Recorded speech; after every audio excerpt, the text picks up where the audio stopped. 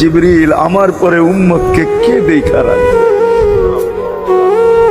লানত আমাদের জিন্দগি, লানত আমাদের জিন্দগির উপরে। এমন জিন্দগির থেকে জমিন ফাইটা মরা যাওয়া উচিত। আমি তো মাঝে মাঝে বলি আমাদের জমিনটা উল্টায় যাওয়া উচিত, যে মৃত্যু সময় বলতেছে আমার উম্মতকে কে দেখা রাখবে। জিবরিল ছুটা গেছেন, ছুটা আসছেন, আল্লাহ জবাব পাঠাইছেন, লা আতরুকু উম্মাতাকা ফারদা ওয়ালা ওয়াহদা। বন্ধু চলে আসেন, আপনার উম্মতকে আমি দেখা রাখবো, আমি দেখা রাখবো।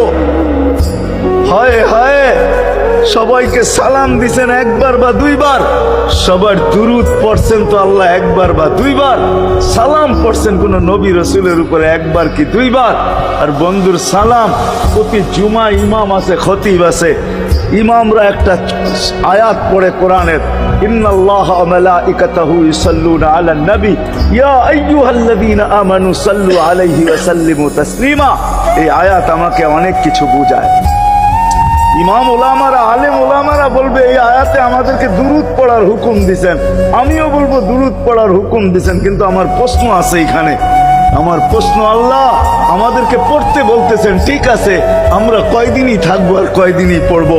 একদিন তো আমরা মারা যাব, তো আপনার বন্ধুর উপরে দুরুদ কে পড়বে? আল্লাহ বলে, বেওকুফ, দেখোস না ফেরেশতাদের নাম নিছি, ফেরেশতারা পড়বে। আমি যদি আল্লাহকে উল্টা প্রশ্ন করি, একদিন তো ফেরেশতাও থাকবে না, মালাকুল মউত মারা যাবে। আপনি আরশের নিচে লিখেই রাখছেন, ইন্নী কাতাবতুল মাউত আলা মান তাহতা আরশি আল্লাযী হাইলা ইয়ামুত ফাহুয়া ফাওকা আরশি। আমার আরশের উপরে যে সে চিরঞ্জীব, যে নিচে আছে তাকে মৃত্যুর স্বাদ পান করতে হবে। একদিন তো ফেরেশতা মরে যাবে, আমাদের নবীজির উপরে দুরূদ কে পড়বে? আল্লাহ বলে, গন্ড মূর্খ, তুই দেখোস না প্রথম আমার নামটা আল্লাহ লেখা আছে, ইন্নাল্লাহা, আমি আল্লাহ পড়তে থাকবো, আমি আল্লাহ চিরঞ্জীব, আমার বন্ধুর দুরূদ কখনো বন্ধ হইতে দেই না আর দিব না।